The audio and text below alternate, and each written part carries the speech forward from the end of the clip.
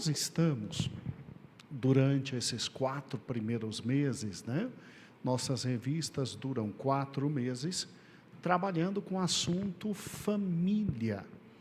E, ao mesmo tempo que trabalhamos domingo com a revista da Escola Bíblica Dominical, trabalhamos também durante a semana, na sexta-feira, com alguns assuntos que não puderam fazer parte da revista.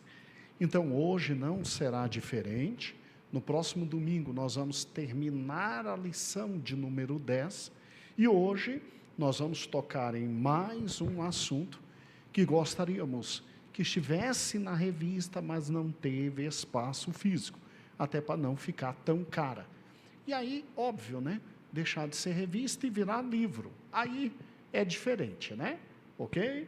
Então, eu quero, essa noite, trabalhar com os irmãos com a seguinte questão: como é que se resolve dentro de casa as maiores complicações, as maiores dificuldades? Por quê? Porque durante a vida de casados, existem momentos que são momentos extremamente difíceis, que requerem de nós decisões mais difíceis ainda, com consequências muito difíceis. Então, por falar em dificuldade, vamos então trabalhar com os momentos difíceis do casamento. Os momentos difíceis do casamento. E aqui nós poderíamos dividir esse tema em vários subtemas, mas eu resolvi trabalhar esta noite com, talvez, aquilo que toca mais fundo nas bases do casamento, que é a questão do adultério. E trabalhando a questão do adultério, nós vamos trabalhar de uma forma muito diferente do que é trabalhada normalmente. Nós vamos ter uma compreensão da parte de Deus esta noite de como resolver as questões mais complexas e difíceis apresentadas no casamento. E eu creio que de todas, vamos lá, o marido perdeu o emprego e de repente a família agora vai ter um momento financeiro difícil. Isso é uma questão que se atravessa, porque ninguém fica sem desenvolver habilidades econômicas por muito tempo. O dinheiro vai voltar, você tem auxílio, você tem a possibilidade de continuar. Uma doença, a mesma coisa. Agora, quando se fala na questão sexual e na questão relacionada ao adultério, você fere de forma profunda e difícil num dos maiores pilares do casamento. E aí, tratando de um assunto desse, facilmente você conseguirá depois tratar de outros assuntos delicados. Na minha modesta maneira de enxergar. Eu que estou indo para o meu 30º ano de casamento, tá?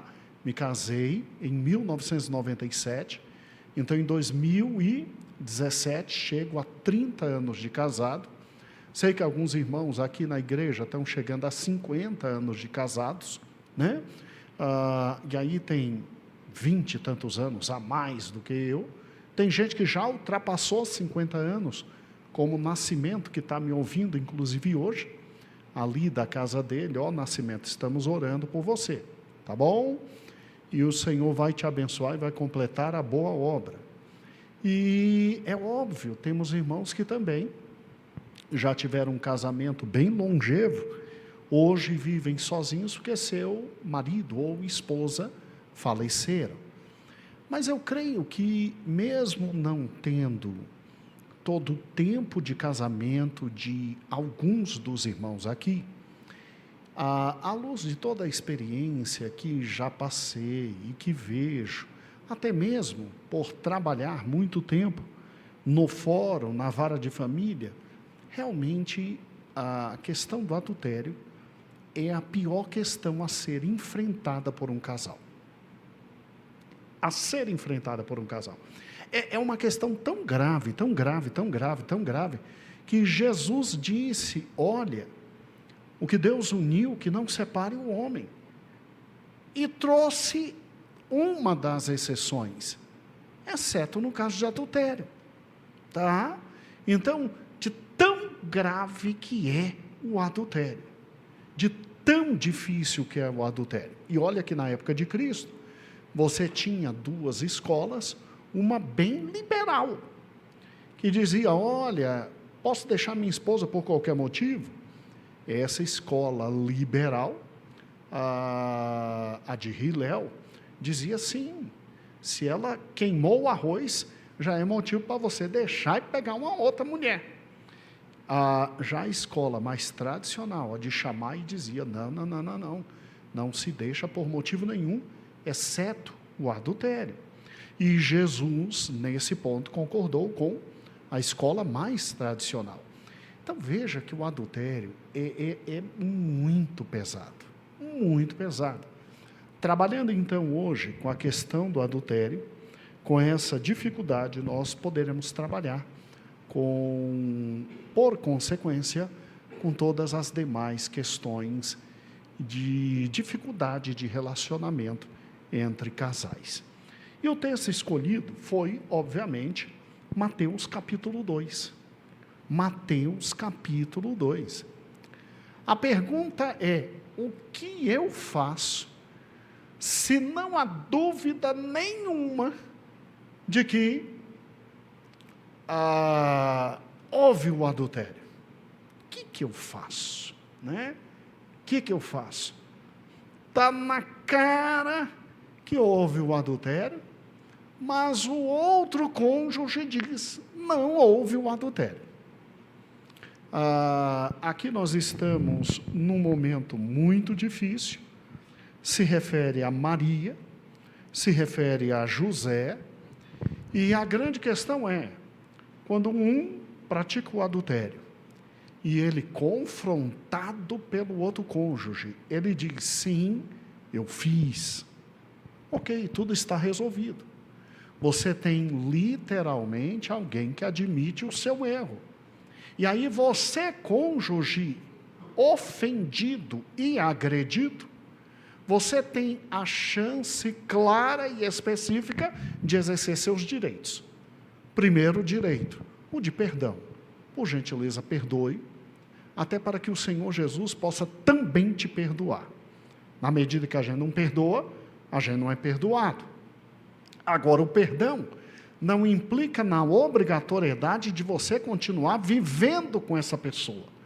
Tanto é que você pode perdoar e você pode liberar essa pessoa para que ela vá viver a vida dela. E você vive a sua. Você não é obrigado a viver com essa pessoa. Diante do adultério, não há obrigação nenhuma de viver com esta pessoa se esse fato te fere. Se você consegue passar por cima, é excelente. Agora, a grande questão é a seguinte, e se eu tenho todas as provas do adultério, eu tenho todas as provas que ele está jogando dinheiro fora, eu tenho todas as provas que ele está bebendo, eu tenho todas as provas que ele está com problema, mas ele não admite, ela não admite. O que fazer? Então eu quero tratar com você num dos pontos mais difíceis da relação conjugal. Quando um tem certeza absoluta do erro do outro, e quando o outro olha para o um e diz, eu não fiz. Eu não fiz. Sempre me perguntam isso. Eu sou indagado muito em aconselhamento pastoral, sempre, sempre, sempre. E hoje, nós vamos poder, à luz da palavra de Deus, entender todos os fatos. O que nós temos aqui em Mateus capítulo 2? Vamos juntos? Mateus capítulo 2, ao falar da questão do nascimento de Cristo, na verdade é capítulo 1, tá bom? Mateus capítulo 1, versículo 18, 19, 18 em diante. Diz assim: ora, o nascimento de Jesus Cristo foi assim. Estando Maria, sua mãe, desposada com José, antes de se ajuntarem, achou-se ter concebido do Espírito Santo. Então José, seu marido, como era justo e não a queria infamar, intentou deixá-la secretamente. E projetando ele isso, eis que em sonho lhe apareceu um anjo do Senhor dizendo: José, filho de Davi, não temas em receber Maria, tua mulher, porque o que nela está gerado é do Espírito Santo. E dará à luz a um filho, e o nome será Jesus, porque ele salvará o mundo dos seus pecados. Tudo isso aconteceu para que se cumprisse o que foi dito por parte do Senhor pelo profeta, que diz: eis que a virgem conceberá e dará à luz a um filho, e ele será chamado de Emanuel, Deus conosco. E José, despertando do sonho, fez como o anjo do Senhor lhe ordenara, e recebeu a sua mulher, e não a conheceu, até que deu à luz a seu filho, o primogênito, e lhe pôs o nome de Jesus. É incrível como uma passagem dessa, ela consegue estabelecer para nós parâmetros fundamentais para esses momentos extremamente difíceis da vida, aonde você tem provas irrefutáveis do erro de um, e esse pobre coitado que tem contra si provas irrefutáveis, dizendo e crendo no que está dizendo: eu não errei, eu não errei. O que está acontecendo aqui? Irmãos, aqui está acontecendo um dos fatos mais bonitos da palavra de Deus, que é o cumprimento das profecias. Todo mundo sabia que o Emanuel viria. Todo mundo sabia que o Emanuel, que é Deus conosco, chegaria, viria como um grande rei, dominaria todos os povos, e de Jerusalém governaria o mundo. Tanto seria assim que ele seria o eterno filho de Davi. O que se esperava de Salomão e dos demais descendentes de Davi, e que eles erraram, e nós vimos juntos aqui, toda a descendência de Davi errando, deste se esperaria com certeza, porque ele seria o cumprimento feito a Davi, da promessa de que nunca se afastaria o trono e o cajado da casa de Davi. E o que acontece? Acontece que Jesus vem. Só que Jesus vem também como aquele que tem que salvar o seu povo dos pecados. Então ele não podia nascer em pecado. Ele tinha que assumir os nossos pecados, mas nele não se poderia encontrar pecado. Então é óbvio que ele teve que ser gerado no ventre de Maria, para, como toda outra e demais pessoa da humanidade, ser humano. E aí nos representar na questão relacionada à sua morte. Mas ele não poderia ser gerado por um homem, porque deveria também ser divino, em razão de todas as consequências de, na Bíblia, estar previamente descrito que Deus se faria homem para resgatar os homens para ele. E aí o que acontece? Acontece que a menina escolhida é Maria, ela está desposada, ela está, obviamente, prestes ao ato de casamento. Só que o desposamento, como os irmãos já sabem, e já foi muitas vezes explicado aqui na igreja, já era a primeira grande fase do casamento. Então, o rapaz já tinha entregue na casa do pai de Maria, José, já tinha realizado o pagamento do dote, que era muito importante, porque você pagava para casar com a menina, porque você estava tirando da casa do pai dela alguém que poderia ali continuar servindo ao pai dela e cuidando. E aí, pagando o precioso dote, você obviamente mostraria à família dela que tinha condições de dela cuidar, a ela proteger e alimentar.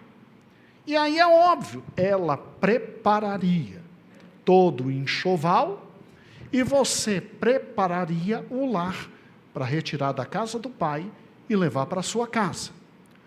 Como os judeus sempre tinham a possessão de terra junto da família dele, porque desde Josué é assim, você tem famílias com posse de terra, é lógico que aquele menino ia morar do lado da casa do pai dele, que é onde ele tinha a posse da terra.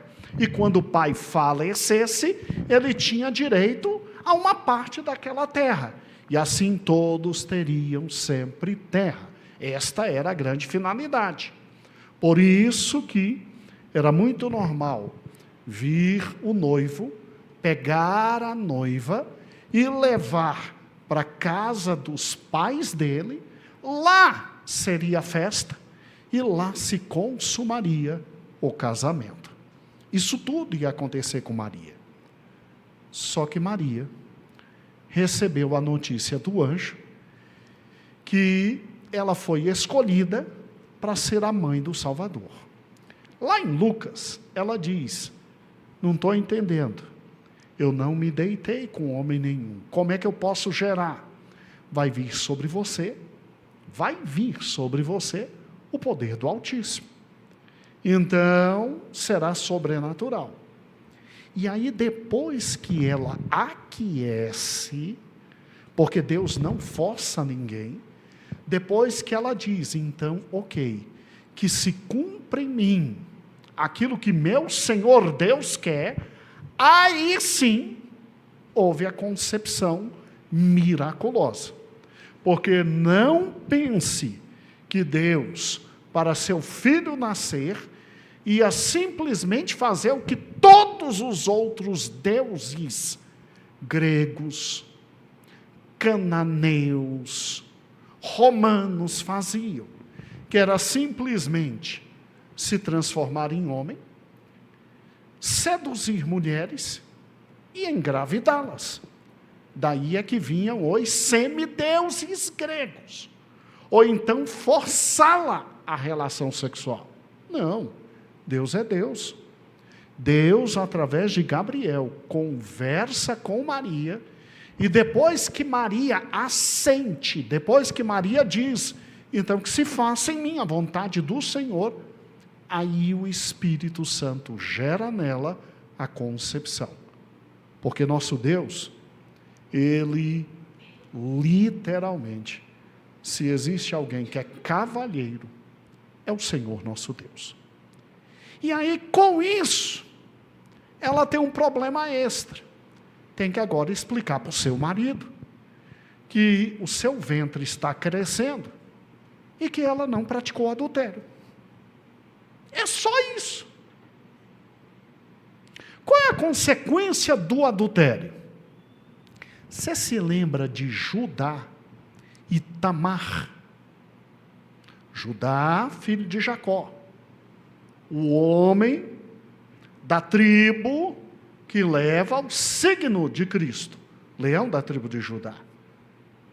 Judá, ele tinha Tamar como sogra, nora, E o filho mais velho morreu porque era ímpio. Pela lei do levirato, que existia desde essa época, se entregou o segundo filho para ela. O primeiro era Or, o segundo Selá. Selá sabia que se gerasse em Tamar um filho, aquele filho não seria dele, seria da descendência de quem? Do mais velho. E aí o que ele fazia? Ele, no momento do coito vaginal, ele, ao alcançar o orgasmo, retirava o órgão genital e tinha o orgasmo fora dela. Deus viu aquilo, ficou tão chateado, que matou também ele. E o terceiro era pequenininho. Aí Judá disse assim: vai para a casa do teu pai, quando ele crescer, ele será teu marido. O menino cresce, se eu não errei os nomes, posso ter errado, não tem problema. O menino cresce e Judá não chama. Aí o que ela faz? Ela, esse peça rara quer me enganar? Se vestiu de prostituta cananeia. As prostitutas cananeias usavam véu, sabia direitinho o dia que ele ia aparecer, manteve com ele relações. O pagamento não era em dinheiro, era em gado. Ele não tinha ovelha nenhuma para dar. Ela sabia disso, tudo muito bem planejado. Ela disse: então, me dá como garantia o teu bordão. 2 signos ela pediu. Ele deu, voltou no outro dia para pagar, não a encontrou, ela engravidou. Quando ele soube que ela engravidou, ela, opa, essa mulher me enganou, traga para cá porque nós vamos queimá-la viva. Ela não podia se deitar com outro homem, senão meu filho. Mas o filho dele cresceu e ela não deu. Ele não deu o filho para ela. O que ela fez? Ela se utilizou de uma cláusula da lei cananeia e deitou com o sogro. Era uma extensão do levirato. Está entendendo? Ela se utilizou dessa extensão, dessa cláusula cananeia. Deitou com ele. Aí, quando ele viu o bordão, viu a medalha, ele disse: essa mulher é mais justa do que eu. Gente, o que era para José fazer com Maria?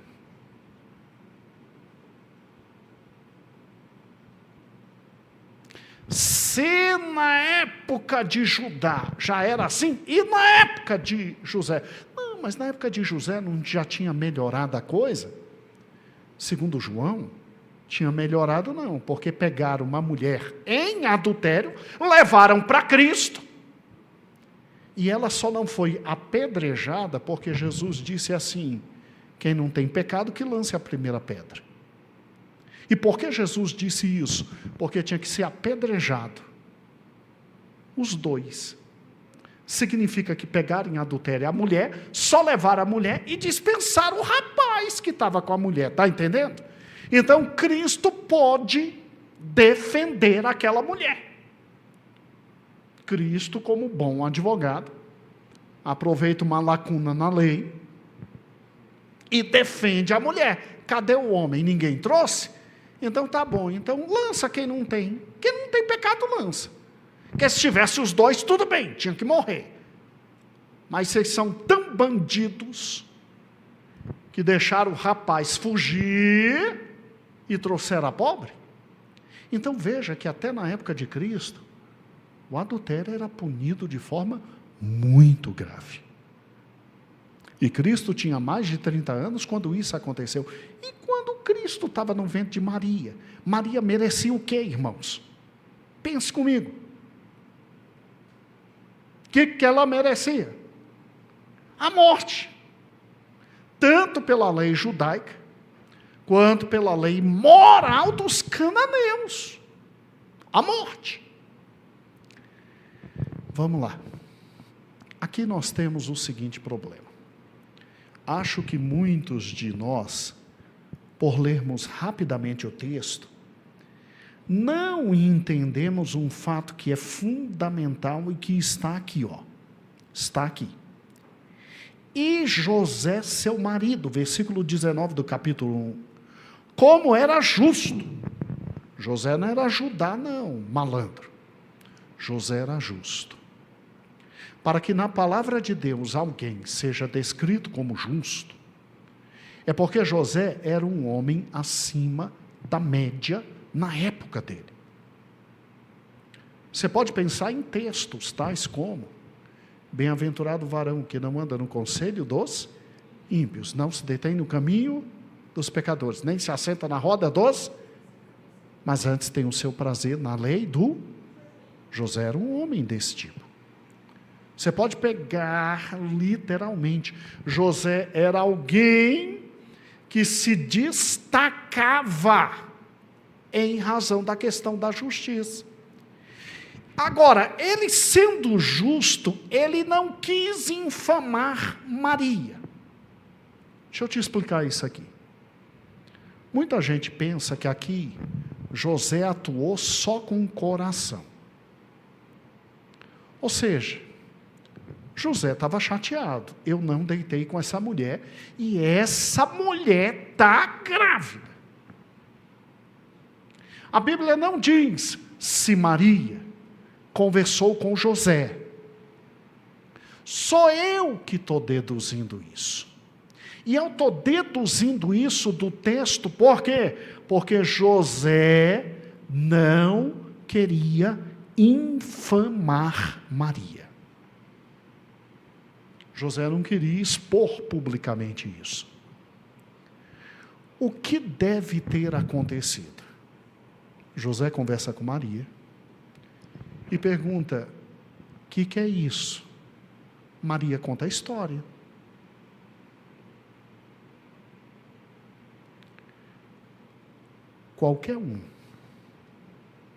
Qualquer um chamaria na hora todo mundo e diria: não fui eu, pode apedrejar.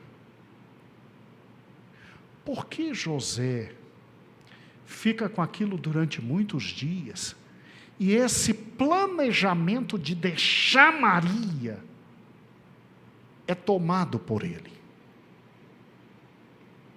Se ele tinha a possibilidade de acabar com aquele erro na hora. Porque ele conhecia Maria. Ele conhecia o caráter de Maria. Ele conhecia quem era a menina.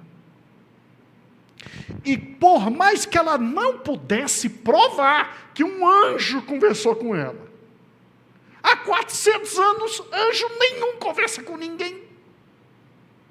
Que um anjo desceu e falou com ela. E que o bucho foi porque ela permitiu o Senhor fazer isso. E que ninguém tocou nela, que foi obra do Altíssimo. E que a criança que estava vindo ia salvar o mundo inteiro.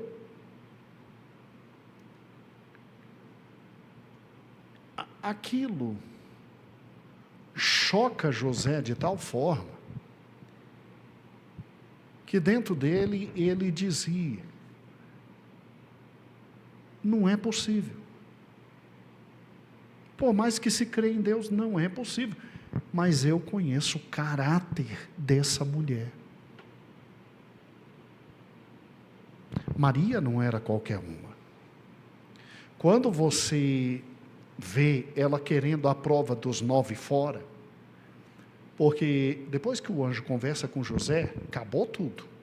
Gente, com a gente homem, é rapidinho as coisas. Conversou, entendeu? Acabou. Mulher não. Mulher quer mexer mais ainda. Mulher quer ir mais a fundo. Mulher quer ver mais. Mulher quer cavucar sempre mais.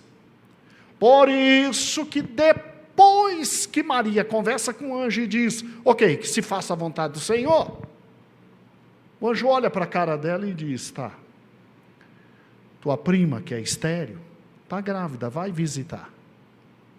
Ela sai correndo para ver a prima mesmo, porque ali seria mais uma prova. E ela só louva a Deus depois que se encontra com sua prima, Isabel. E quando ela louva a Deus, não é qualquer uma que fala o que ela fala, não. Gente, as mulheres não aprendiam em casa a lei. As mulheres tinham acesso à lei do Senhor só nas sinagogas. Na parte de cima elas ficavam para ficar separadas. E elas ficavam na sinagoga. É só ali. Gente, Maria cresceu. E Maria, para ela falar o que ela falou naquele cântico, porque o que foi aquele cântico de Maria lá em Lucas? É a mesma coisa de botar alguém aqui ajoelhado, entregar para ele o microfone e diz: ora. Se não sair nada, é porque o indivíduo há muito tempo não lê nem a Bíblia. Agora, quando você lê a palavra, se enche da palavra, entende a palavra, começa meio tímido, mas vai saindo. E o que saiu de Maria é teologia das mais puras e profundas. Ela não era qualquer uma. Por aquele cântico você vê a integridade, quem era aquela mulher, e você entende a dúvida que estava no coração de José. E a dúvida chegou ao ponto de José simplesmente dizer: eu vou deixar secretamente ela. O que significa deixar secretamente? Alguns pontos da palavra de Deus a gente só tem acesso quando tem boa literatura. Para quem tem dúvidas em textos no Novo Testamento, essas duas obras aqui são fantásticas. Comentário histórico-cultural do Novo Testamento, pelo Lawrence Richard, fantástico, fantástico. E o melhor de todos, que é do Craig Keener. São 2 volumes esse aqui, tá? 2 volumes, esse aqui é só do Novo Testamento. Quem é Craig Keener?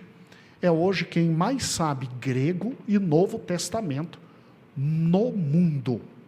É ele e Carson, D.A. Carson, Donald Carson. E Keener, para nossa felicidade, é pentecostal. Carson é reformado. Sem nenhum problema, os dois vivem juntos, sem nenhum problema. E eu indico esta obra, tá? Ela tem o Novo Testamento e o Velho Testamento, e indico essa também, o comentário histórico-cultural. Deixa eu mostrar aqui para vocês o comentário que está aqui e o que significava esse deixá-la secretamente, para que os irmãos possam acompanhar. A interpretação é extremamente simples. Olha que interessante.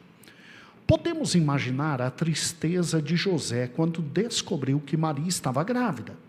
Uma descoberta que ele dificilmente teria feito se Maria ainda retivesse sua vida com seus pais. Aquela afeição e seu próprio caráter justo levaram José a considerar um passo de sacrifício próprio. Ele não queria expô-la à desgraça pública. Em lugar disso, ele se divorciaria, porque é permitido divórcio mesmo por qualquer motivo. Ele se divorciaria sem escândalo e sofreria a perda do dinheiro da compra que havia pago. Então, ele daria a carta de divórcio ao pai, diria: está aí sua filha, como eu estou deixando ela, está aqui o dinheiro que o senhor deu, o dinheiro que eu dei pode ficar para ela, e estou indo embora, tá? E a criança? Não vamos falar sobre isso não. Perfeitamente possível. Aí vem, só podemos imaginar a ira e a mágoa que José deve ter sentido, mas podemos certamente admirar este homem, de caráter e compaixão, que, embora aparentemente traído, ainda colocou as necessidades e reputação de Maria acima da própria. Então, o que significa José sair secretamente? Significa ir na casa da menina, devolver a menina e dizer: não precisa me devolver o dote, pode ficar com dote, está aí o dinheiro, e um abraço, Maria, eu não te quero porque eu tenho liberdade de deixar você. Acabou. Quando Craig Keener, o maior exegeta de Novo Testamento que nós temos, ele fala sobre o mesmo ponto. Ele diz aqui, deixa eu pegar aqui, na época o noivado representava um vínculo mais forte do que a maioria dos compromissos equivalentes no mundo ocidental de hoje. Se José seguiu a tradição que o antecedeu, teria que pagar um valor à noiva, e ao menos parte dela seria oferecida durante o noivado. Se era pobre, pagava metade no noivado, depois pagava o resto quando casava. Vamos lá. Tanto é que Jacó, como não tinha como pagar Labão, ele trabalhou de graça para poder ter as meninas. Vamos lá. O noivado, que costumava durar 1 ano, significava que o noivo e a noiva estavam oficialmente comprometidos um com o outro, mas ainda não haviam consumado o casamento. Qualquer envolvimento sexual com outra pessoa implicava, portanto, adultério. Aí Deuteronômio 22 diz o que acontecia, né? 2 testemunhas com sentimento mútuo e a declaração de que o noivo eram necessários para estabelecer o noivado judaico. Embora os romanos, às vezes, usassem anéis de aliança para isso. Talvez Maria tivesse entre 12 e 14 anos, quando noivou. Caso fosse o primeiro casamento de José, ele deveria ter entre 18 e 20 anos. É provável também que o casamento tenha sido arranjado por seus pais com consentimento de Maria e José. A pena pelo adultério, na lei do Antigo Testamento, era a morte por apedrejamento. E ela se aplicava à infidelidade no período de noivado. Deuteronômio 22, 23, 24. Então, desde o noivado já não podia ter. Na época do Novo Testamento, tudo que se exigiria de José seria que se divorciasse de Maria, expusesse a vergonha e ela estaria morta. Raramente ou jamais a pena capital era aplicada a essa transgressão se não havia completa certeza. Mas teria sido difícil para uma mulher com filho, divorciada por sua infidelidade, achar outro marido, o que a deixaria sem meios de sustentar caso seus pais morressem. Então pensa comigo. José poderia ter pedido a morte de Maria. O que ele faz? Ele diz: vou sair, vou pedir o divórcio, vou deixar dinheiro com ela e vou embora. Porque havendo adultério, até o dinheiro ele poderia levar. Como ele saberia que dificilmente Maria poderia se casar de novo, tendo filhos? Era muito difícil. Até o fato dele deixar o dinheiro já era ato de amor. Então, à luz de tudo isso que nós acabamos de explorar, veja que na cabeça de José havia a dúvida. Porque Maria devia ser convincente, dizendo: eu não fiz, foi isso, eu não fiz, foi isso, eu não fiz, foi isso. De tal forma que quando José tomou a decisão, vou me divorciar, deixo o dinheiro com ela, não exponho a vergonha, ela não vai morrer, o dinheiro serve para ela viver. Aparece o anjo do Senhor e diz para ele: olha, o que está aqui gerado é do Espírito Santo. A menina não aprontou. Não temas em recebê-la como sua esposa. José, entendendo tudo, se levanta e literalmente recebe Maria como sua o quê? Esposa. Vê que o momento é muito sério, não toca nela até que ela tenha Cristo. Depois é que ele começa a manter com ela relações sexuais e tem os demais filhos. Inclusive 2 dos irmãos de Cristo, Tiago e Judas, são os que escrevem no Novo Testamento as cartas de Tiago e de Judas. Escute, o que eu posso entender no tocante a dúvidas e problemas dentro de casa, que são seríssimos. E eu tenho de um lado toda a prova e evidência do erro do meu cônjuge, e do outro lado, ele negando veementemente. Bem, em primeiro lugar, um anjo só desceu e apareceu porque Deus, irmãos, Ele é Deus que compreende e entende a logicidade que é a vida.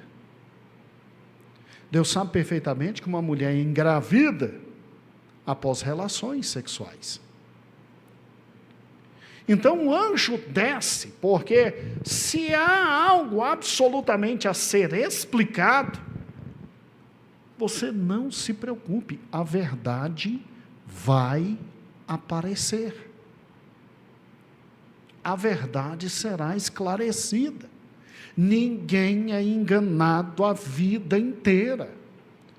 No teu relacionamento matrimonial, leve por gentileza este caso que aqui está, para que você compreenda que, diante das coisas naturais da vida, o Senhor, obviamente, pode agir de forma sobrenatural, quando algo estranho e impossível tem que ser explicado. O Senhor age. Então você que está tendo discussões sérias com seu esposo, você que está tendo discussões sérias com a sua esposa, e isso não se aplica só no campo sexual, isso se aplica no campo financeiro, no campo econômico. Tá, o pobre coitado da vida inteira não soube administrar o patrimônio que tinha. Mas agora ele começou a aprender a administrar. E aí, de repente, ele sofre um golpe e dentro do banco arrebentam a vida dele. Só que todas as provas, coitado, indicam que foi ele. Porque só pode ter acesso àquilo através de senha. E ele já tem um histórico todo errado. Está compreendendo? Então, nós temos que entender o seguinte: ninguém consegue mentir a vida inteira.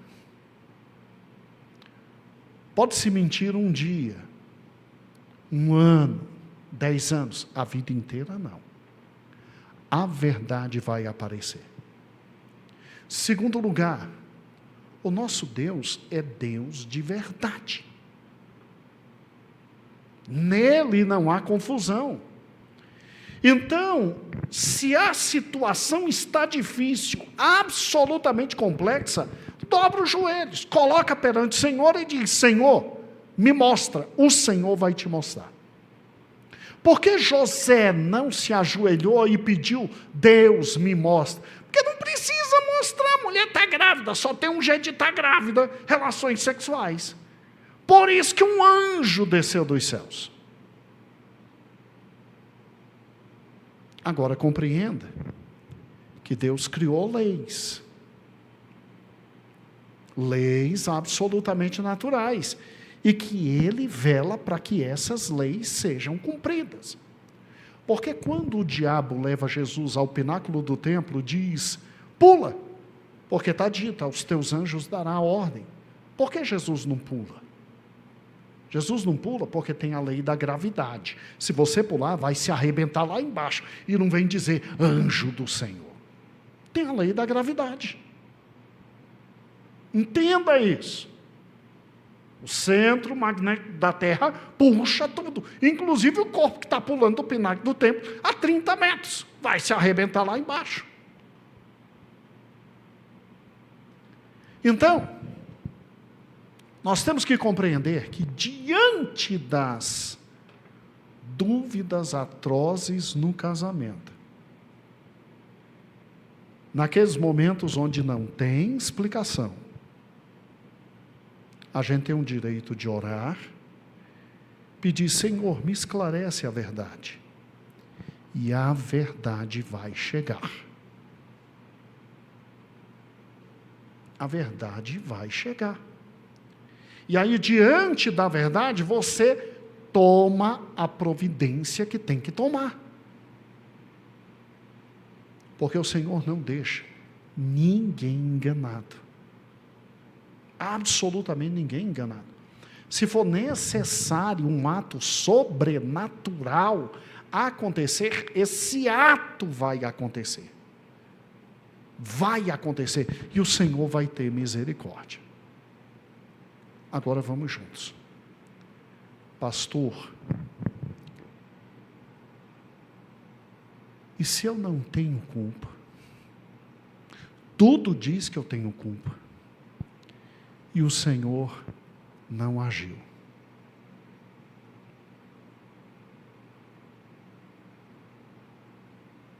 Eu paro de crer em Deus? Não. Sabe por que não? Porque a verdade sempre vem. O que vamos passar agora, o vídeo, é muito conhecido. Essa história é bastante conhecida. Quem já conhece, tem calma de ouvir de novo. Quem não conhece, ouça agora. É um outro caso, envolvendo adultério, e que Deus não agiu.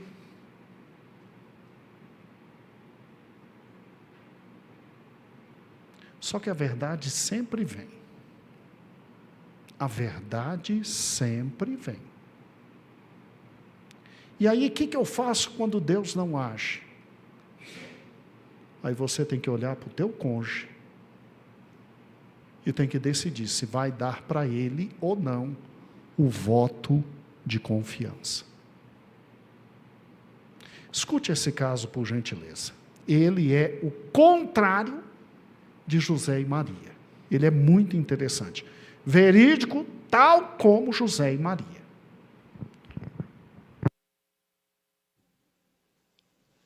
Há algum Danita em nosso meio. Eu vou contar uma história para vocês. Há 20 anos atrás, eu fazia parte de uma mesa, numa associação. E eu vi uma das histórias mais tétricas que eu já vi na minha vida. E pode ser que alguns de vocês já tenham ouvido essa história aqui entre vocês. E se já ouviram, vão lembrar comigo essa história com dor. Uma certa ocasião, numa igreja de um certo lugar no Brasil, uma mocinha pediu licença para conversar lá na frente, no microfone. Ela frequentava a igreja há um ano e pouco. E ela pegou o microfone da mão da moça que estava terminando a escola sabatina e falou: eu tenho que contar para vocês um pecado meu. E as pessoas paralisadas, olhando ela falar. E ela disse, eu quero contar para vocês, estava ali na igreja naquela hora, o pastor se arrumando ali, ajeitando alguma coisa, a esposa do pastor com os 2 filhos, mais ali no lado da esquerda, da minha esquerda, e a igreja toda ali junta. Vocês sabem que entre a escola sabatina e culto, a igreja fica bem cheia?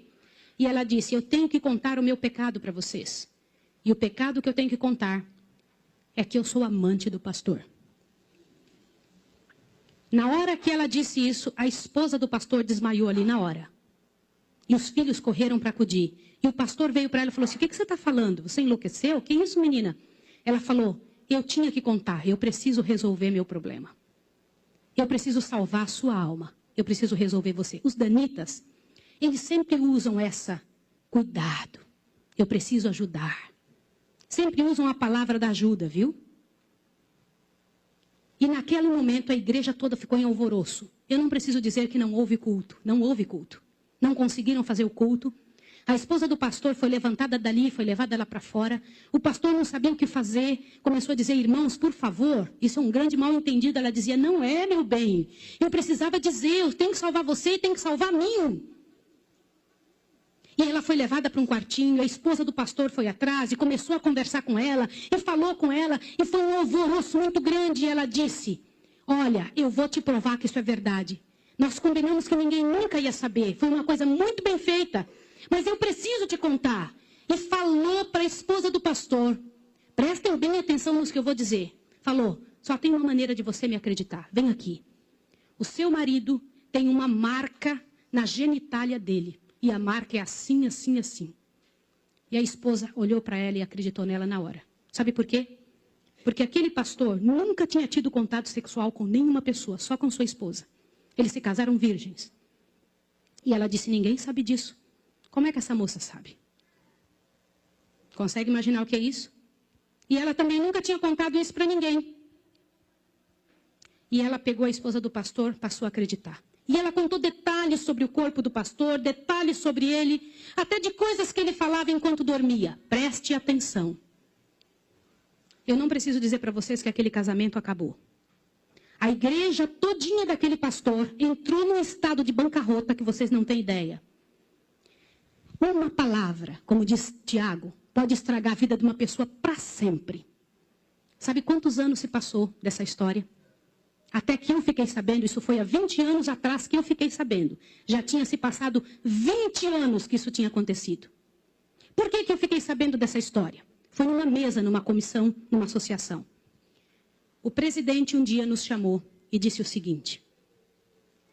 Irmãos, eu preciso da ajuda de vocês de oração por algo. O que foi? Há 20 anos atrás aconteceu a história de um pastor e contou toda a história para nós. Foi numa igreja assim, assim, assim, e nós tiramos a credencial desse pastor. E esse pastor foi para um sítio e ficou sozinho. A esposa dele é casada, tem outros filhos, está vivendo a vida dela. Mas eu fui chamado, olha o presidente nos contando. Eu fui chamado há alguns dias na casa de uma senhora com os cabelos todos brancos morrendo de câncer. E essa mulher morrendo de câncer pediu muito para falar com o pastor.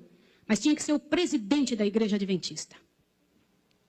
E eu fui até lá, porque eu sou o presidente. Quando eu cheguei lá, a mulher me contou que ela tinha sido a moça que tinha falado aquilo do pastor. A amante, a suposta amante do pastor. E ela contou para o presidente que ela havia inventado toda essa história. Mas como que ela sabia dos detalhes do corpo do pastor? Na ocasião em que ela tinha se apaixonado pelo pastor, ela trabalhava como faxineira dentro do hospital. E o pastor foi internado, prestem atenção, internado para uma cirurgia de apêndice e passou muito mal. E ela era amiga de uma enfermeira. E entrou dentro do quarto junto com a enfermeira, destampou o corpo do pastor e olhou o corpo do pastor todo. Durante o tempo em que o pastor estava dentro do hospital em coma. E quando o pastor falava algumas coisas, ela ouviu o que o pastor falou e ela olhou os detalhes do corpo do pastor e guardou. Satanás plantou na cabeça dela 1 ano e ela formulou e acabou com a vida do pastor.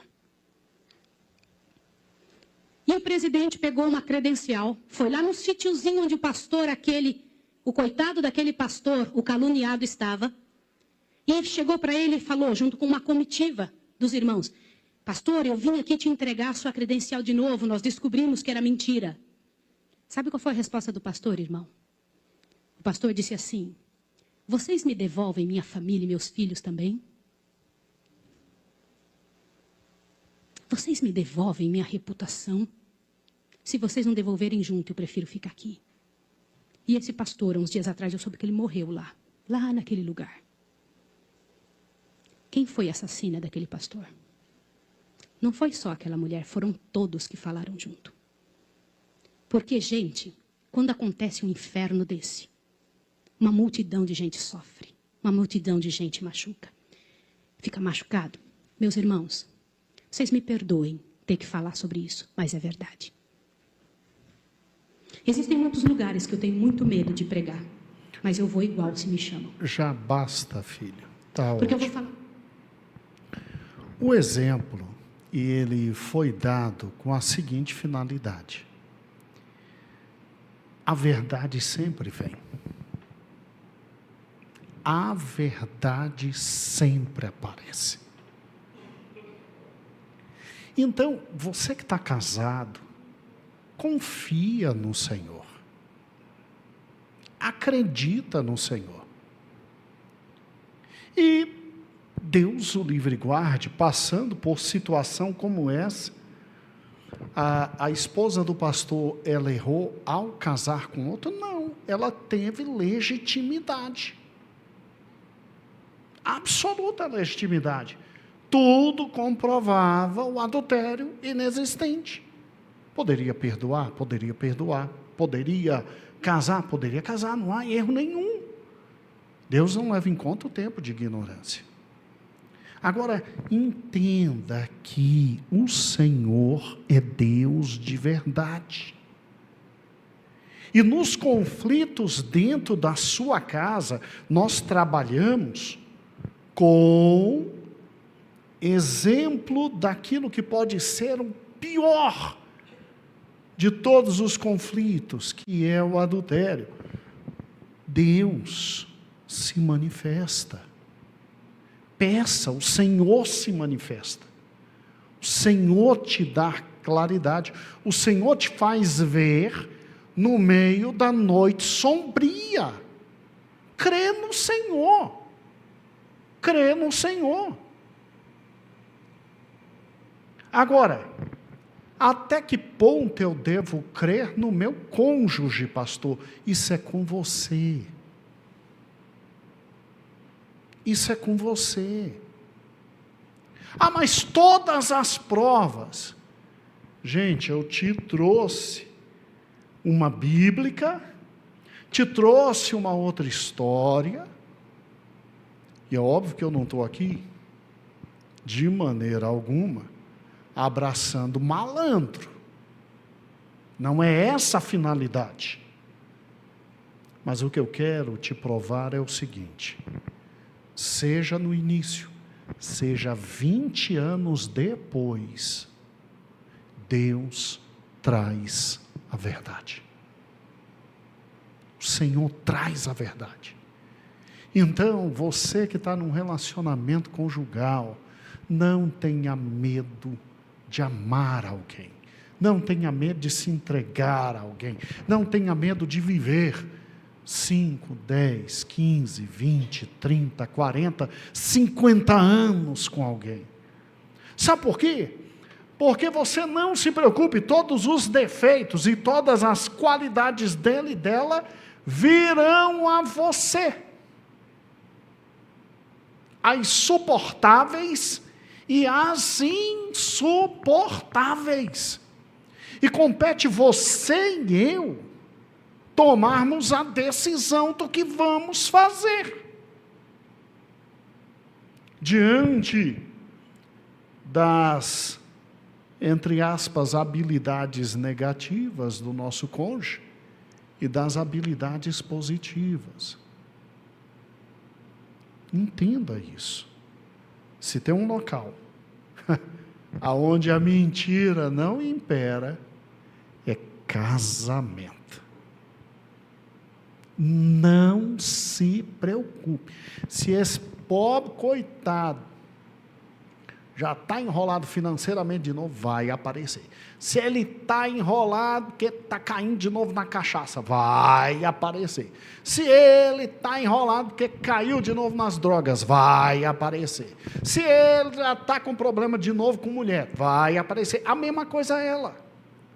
A mesma coisa ela.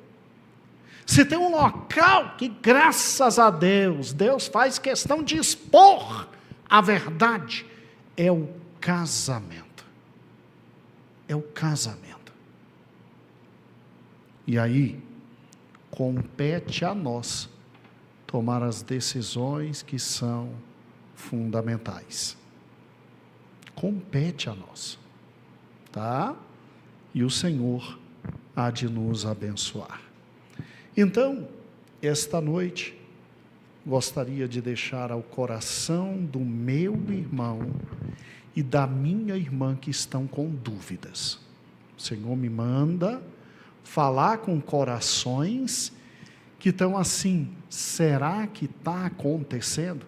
E não estou falando só de divórcio não, é de tudo. Será que está acontecendo? Fica tranquilo, ora, pede ao Senhor, e você vai ver que a verdade vai aparecer.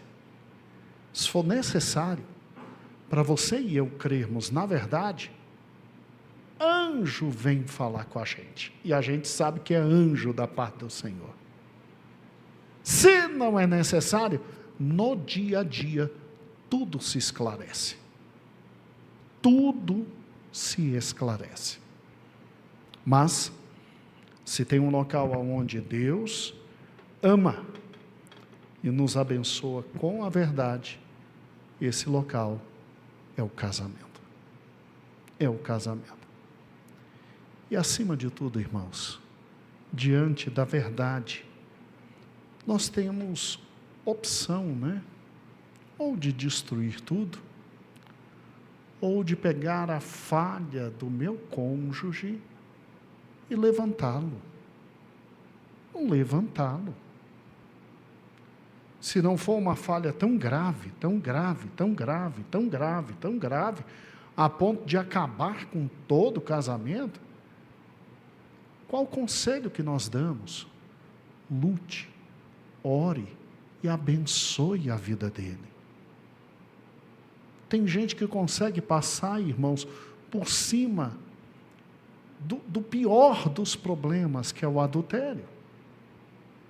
Tem gente que consegue. Então, talvez um problema menor, tadinho, vamos lá. Ele já disse para você que parou de jogar no tigrinho. Ele já te disse que o tigrinho não está mais em casa. Mas você pede para ele comprar o arroz.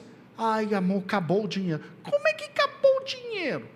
Somando aqui dá para comprar o arroz. Aí junta os dois, viciado em tigrinho, acabou o dinheiro. E o dinheiro saiu ontem, o que ele fez? Mas não é. Então presta atenção. Diz para ele, a partir de agora o dinheiro na minha mão. Dinheiro na minha mão. Ai, mas sou o homem da casa. Quer continuar comigo? Dinheiro na minha mão. E vai ajudando o pobre, gente. Tadinho. Até que ele se levanta. Entendeu? Gente, todos nós temos opções. E graças a Deus, nunca Deus deixará de que a verdade se estabeleça no casamento. E a verdade, quando chega, deixa a gente tão envergonhado.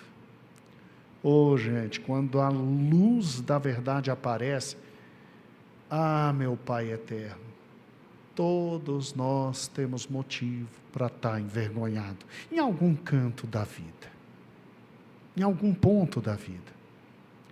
Mas aí você decide. Ou você pega o teu cônjuge e arrebenta de cima a baixo e acaba com tudo. Deus o livre e guarde. Ou então você o levanta para a honra e glória do nome do Senhor Jesus. É você que escolhe. Tá ok? E o Senhor vai te abençoar. Senhor meu Deus, muito obrigado pela tua palavra essa noite. Nós te somos gratos, Senhor, por tudo que aconteceu com José e com Maria. Deus eterno, muito obrigado, Senhor, porque tu és Deus de toda graça. Senhor, livra-nos de toda maldade, livra-nos dos ataques maldosos. Ó Deus, dá-nos, ó Pai, sempre a chance de invocar o teu nome, para que no momento difícil, quando não tivermos como provar aquilo que, crendo inocentes somos, Deus, possamos invocar o teu nome e o teu nome ser estabelecido. Agora, Senhor, quando também estivermos errados, ajuda-nos com a luz da verdade a baixar a cabeça, receber a repreensão e nos arrepender e mudar de vida. Senhor, como um casamento é um local de crescimento, de bênção, de graça, de amor, de bondade. E crescimento, Senhor, implica também ser confrontado nos erros. Senhor, eu te peço, dá a todos nós casados a capacidade de, quando formos injustiçados, termos da tua parte a companhia para provar a inocência. Mas também, Senhor, quando formos devidamente confrontados e estivermos incorretos, dá-nos a capacidade de abaixar a cabeça, pedir perdão, se arrepender e recomeçar, para a honra e glória do teu nome. Para a honra e glória do teu nome. Obrigado por cada esposa, obrigado por cada marido, obrigado por cada filho. Senhor, nós somos uma igreja de família. E elas são perfeitas? Não, nós não somos, de maneira alguma. Mas tu és o Deus da perfeição. Tu és o Deus do amor. Tu és o Deus que cuida de nós. Tu és o Deus que nos limpa. Então limpa-nos dentro de casa. Limpa o meu coração, limpa o coração da minha esposa, limpa o coração dos meus filhos. Dá, Senhor, a todos nós a felicidade de continuarmos te servindo em família, para a honra e glória do teu nome, Senhor. É o que nós te pedimos. E desde já, gratos, te louvamos. Amém e amém. Que Deus possa nos abençoar, viu, irmãos? Guardem a palavra do Senhor, porque o Senhor é bom e eterna a sua misericórdia.